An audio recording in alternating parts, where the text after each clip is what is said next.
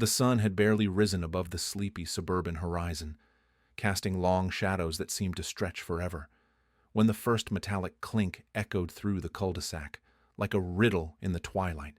It was the sound of metal on metal, ominous, uninvited. I watched from my kitchen window, steam from my coffee curling like a lazy cat, as Karen, the self-appointed monarch of the Homeowners Association, embarked on a mission of meticulous mayhem. Karen was as regimented as they come, her crisp khakis and pastel sweater vest a uniform of unwavering authority. She moved from car to car with the precision of a clockmaker, fastening boot locks onto wheels as if decorating for some peculiar holiday. Her actions were not arbitrary, at least not to her. They were justified, ordained by a strict creed she alone seemed to understand, a rule enforcer, not a rule maker. As the locks accumulated, so did the irony, a parade of brightly colored shackles, clashing garishly with the sedate shades of our suburban palette. Each lock was a declaration, a silent pronouncement of her reign. To her, it was order. To us, restriction, but she was unaware, blissfully so, of the legal quagmire she was wading into. I could sense the stirrings of unrest. A neighborhood grumble was rising, a low murmur of disbelief and annoyance. But for now, I chose to watch and wait. The observer in a drama that was yet unfolding, I saw the conflict, emerged from the dusk of her intentions, not as a battle to be fought, but as a narrative to witness, a story that would tell itself if given time. The truth is, I found solace in the absurdity. In the gentle chaos of her misguided crusade, there was a peculiar beauty. The world is full of Karens. After all, people who demand control over the uncontrollable, who craft rules like poets craft sonnets. They are both fool and hero, villain and sage. My mind wandered to what had driven her to this point. Fear of disorder, perhaps. Or was it power? That she craved an intoxicating mix of authority and attention. She marched through her day, unaware of the legal reality that loomed like the quiet storm on the horizon, a storm she had unwittingly summoned. I took another sip of coffee, the warmth a grounding force amid the unfolding spectacle. It was almost poetic, the way she wielded her authority like an artist with a brush, but each stroke was a misstep, tracing lines that would soon lead her to a reckoning she had not anticipated. Was it my place to intervene? Not yet. Not when the story was still writing itself. I was the calm in the whirlpool of her creation, a quiet eye observing the storm. Her actions were a prelude, a symphony's opening notes, discordant yet strangely harmonious. And so I let it unfold, knowing that every action has a reaction, that the scales of justice, however delayed, would seek balance. The neighborhood was waking, stirring from slumber with a collective groan as eyes fell upon the morning's peculiar decorations, cars, trapped like prehistoric beasts in tar pits, their owners unaware of the legal absurdity at play. I watched, curious to see the drama reach its inevitable crescendo. In the quiet of the morning, amid the orchestra of bootlocks and rustling leaves, I pondered the irony of it all. The chains we forge for others often entangle us first, and somewhere, amidst the echoes of her clinking locks, lay the seeds of Karen's unwitting folly, waiting patiently to bloom.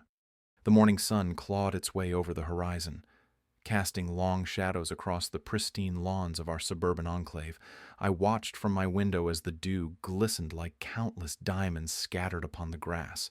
It was another day in the neighborhood, another day under the ironclad rule of Karen, the unyielding queen of the Homeowners Association. The first sign of trouble came as I set my coffee mug down and noticed the vibrant, official-looking paper taped with aggressive precision to my mailbox. A citation, no doubt, but for what this time? The edges of the paper fluttered in the breeze, whispering tales of Karen's latest decree. Walking down the driveway, I could see others emerging from their homes, clutching their own tickets, The air was thick with confusion and frustration. Karen's shadow loomed large. Her presence felt even in her absence. Her latest act of tyranny was a testament to her escalating reign. The bootlocks she'd ordered had vanished overnight, but not before sowing seeds of panic and discord. The citation was absurd, as expected, an edict against parking within 1 foot of the curb. As if any of us had the precision of a surgeon, I could almost hear her nasal voice in the words, dripping with self-righteous authority. Another rule meant to ensnare, to tighten her grip on the community's collective throat. As I glanced around, I saw Mrs. Johnson from next door clutching her own citation. Her face a portrait of disbelief, her lawn, as immaculate as ever, now bore an orange flag, a symbol of Karen's disapproval for the shade of green she'd chosen for her front door. The pettiness was staggering, and yet there was an almost artful precision to Karen's madness. Whispers spread like wildfire, supposed rules broken, infractions tallied, and a list of grievances as long as the road itself. Everyone had a story to tell, each more ludicrous than the last. From the heights of her balcony, Karen orchestrated her symphony of control with the deftness of a maestro, each note a chilling reminder of her presence. I returned inside. The paper crumpled in my hand. As the weight of this new reality settled over me, the absurdity was almost comical, and yet the tension in the air was palpable, like a rubber band stretched to its limit, ready to snap. Karen's grip tightened, but with every ridiculous rule, she only fueled the quiet rebellion simmering beneath the surface. Our neighborhood was a living tableau of quiet resistance. Garden gnomes mysteriously relocated, mailboxes painted in defiantly vibrant hues, each act a small rebellion against the tyranny of her rule. It was as if we were all characters in a play, acting out the parts she'd unwittingly written for us. In the privacy of my thoughts, I reflected on the power of one person to disrupt the delicate balance of a community. Her rules were the bars of a cage she believed would keep us in line. Yet, within her own fortress of pettiness, she failed to see the cracks forming in her empire. Karen's reign was far from over, but the seeds of change had been sown, like the first drops of rain before a storm. They promised transformation, and as I watched the sun rise higher, I felt a quiet sense of anticipation, the calm before the storm, a storm Karen had unwittingly summoned with her own hand. The morning light dripped slowly over the neighborhood, a soft caramel glow touching the tops of the houses, and stretching shadows across the dew-glazed lawns. I relished the quiet moments before the world awoke, the stillness that lay like a soft blanket over everything. It was the kind of peace that almost made you believe everything might just be okay. But the boots, those damned boots, bright yellow and obtrusive, they clung to every tire like parasites. The night before had been an awkward tango of residents shuffling sheepishly back inside, disbelief and anger simmering just under the surface. No one knew quite what to do. Karen, with her clipboard and self-righteous stride, had made her rounds, and we, the unwilling audience to her power play, were left to bear witness. I watched from my window, a silent observer. As the neighborhood began to stir, people emerged, some still in their pajamas, their faces a blend of confusion and frustration. The air crackled with a growing unease. It was like watching a pot edge closer and closer to boiling over. My phone was an ever-loyal companion, capturing each moment with precision, the hesitant approach to locked cars, the disbelief etched on faces, the whispered conversations as neighbors huddled in small clusters. Every click of the shutter was a silent promise, evidence there would be a reckoning. Karen had always been a force of nature. Her presence in the HOA meetings was comparable to a storm front, loud, blustering, and impossible to ignore. Her arguments were always dressed in layers of supposed logic, her voice a hammer pounding away at any dissent. But this was a step too far, even for her. The law was a peculiar thing. It's like a spider's web, intricate, delicate, and sometimes invisible until you're caught in it. Booting cars was illegal. It's a fact. Simple and unadorned. Yet, Karen had moved with the confidence of someone absolutely convinced of their righteousness. It was a confidence that would inevitably be her undoing. There was a certain irony in it all. Karen, so obsessed with order and control, had inadvertently created chaos. The very situation she sought to avoid had become her legacy. Her actions spoke louder than any of her fervent speeches ever could. I spent the day weaving through the evidence, compiling my dossier with meticulous care, screenshots of local regulations, photographs of booted cars, the grainy security footage of the night's events, each piece fit together like a puzzle, a carefully constructed narrative of overreach and folly. The neighborhood had a pulse, a collective heartbeat that rose and fell with the drama of the moment. I felt its rhythm as I moved through the day, a steady background to my thoughts. The tension was a living thing, threading through every conversation, every glance exchanged between residents. As evening descended, the horizon bruised with the purples and reds of twilight. The stage was set. The meeting would convene. An emergency gathering where Karen would defend her actions, the supposed savior of our pristine community. I stood, dossier in hand, feeling the quiet power of inevitability. The truth was a slow, creeping thing, but it was relentless. And as I looked out over the rows of booted cars, a sea of bright yellow against the fading light, I knew it was only a matter of time before Karen would find herself ensnared in the very web she'd spun. The pot was about to boil over, and I would be there to watch it spill. The dawn light spread across our neighborhood like spilled milk, illuminating the absurdity that had unfolded overnight. I stepped out onto my porch, coffee in hand, the steam curling around my face in the crisp morning air. There it was, like some twisted art installation. Vehicles lined the street, each adorned with a bright yellow boot lock gleaming in the early sun. Karen's handiwork, her latest attempt to enforce her ironclad interpretation of neighborhood order. I took a sip of coffee, bitter, fitting. Somehow, the sight should have been laughable.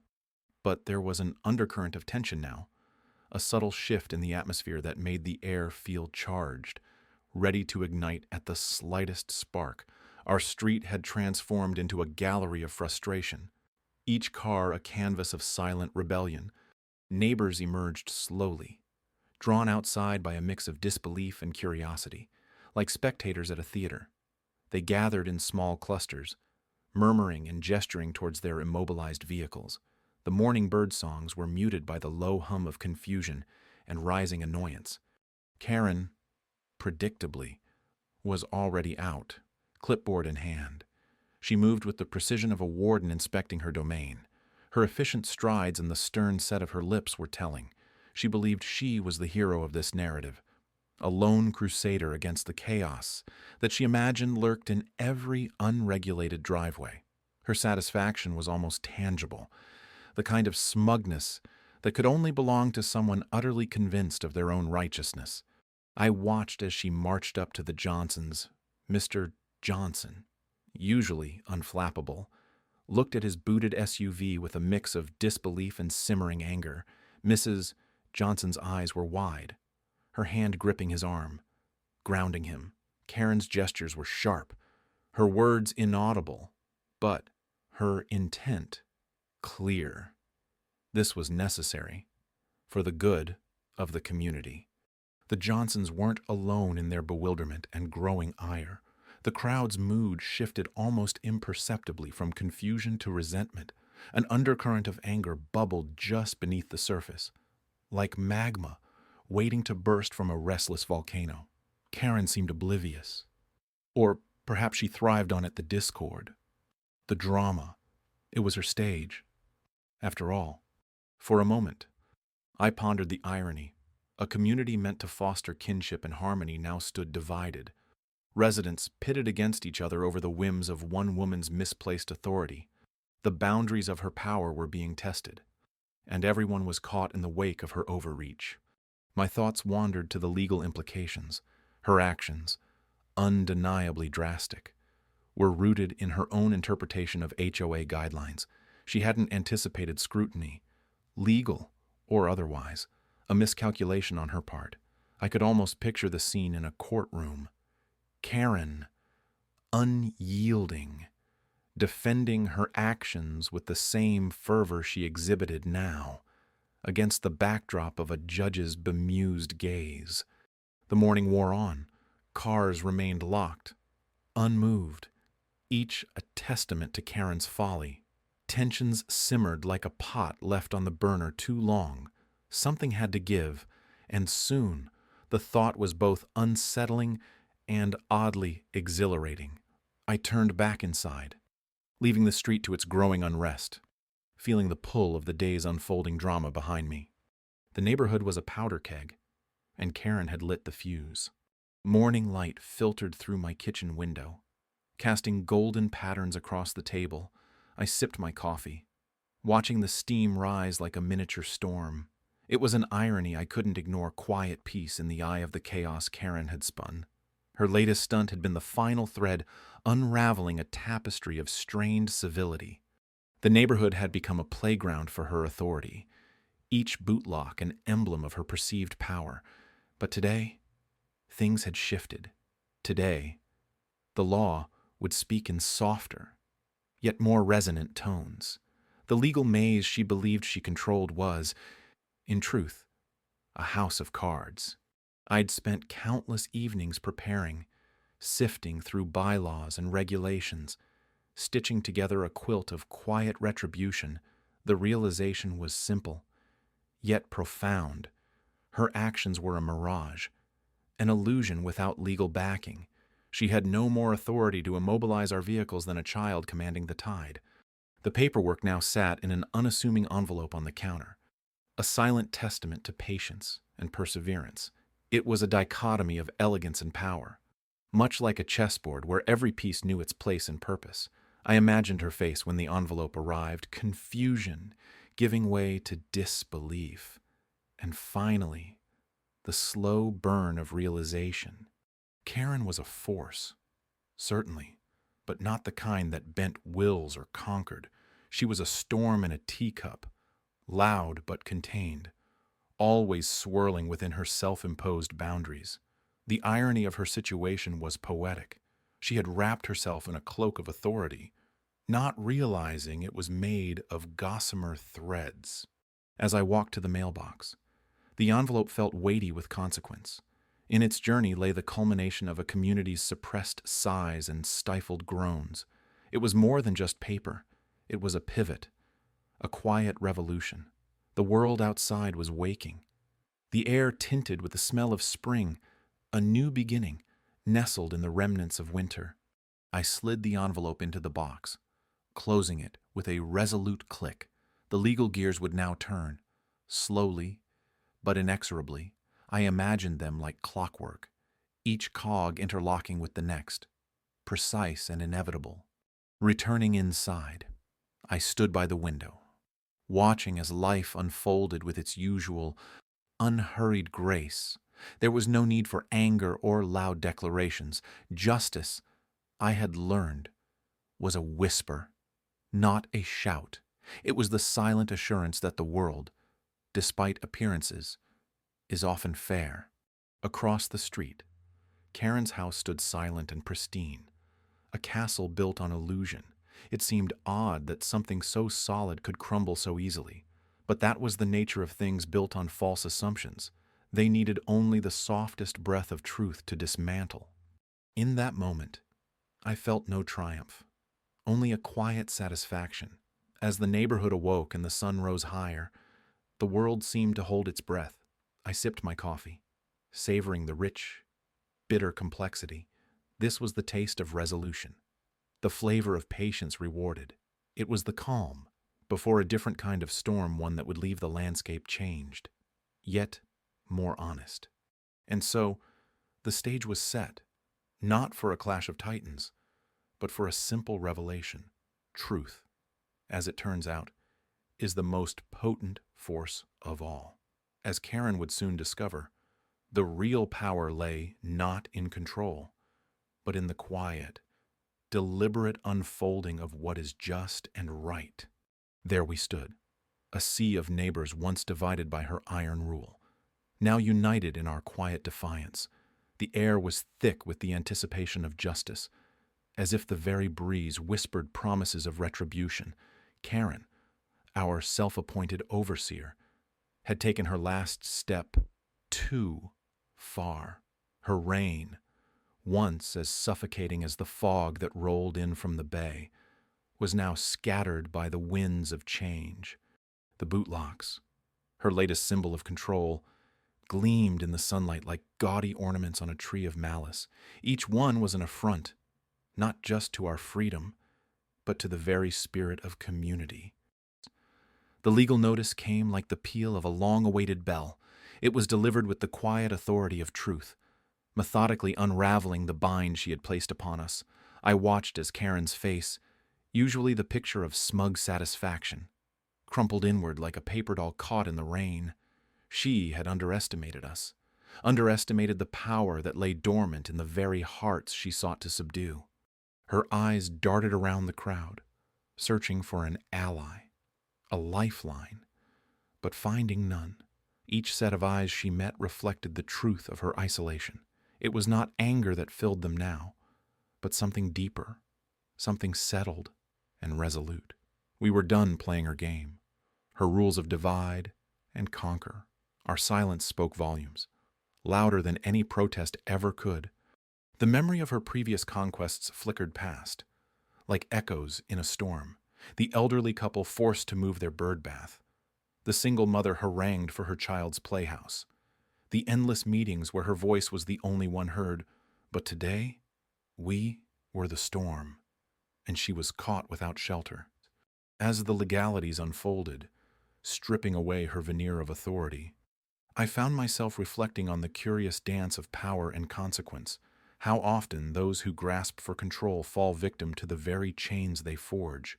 Her boots were meant to tether us, yet it was she who was finally anchored down by her own hubris. Time seemed to stretch, elongating the moment into a tableau of poetic justice.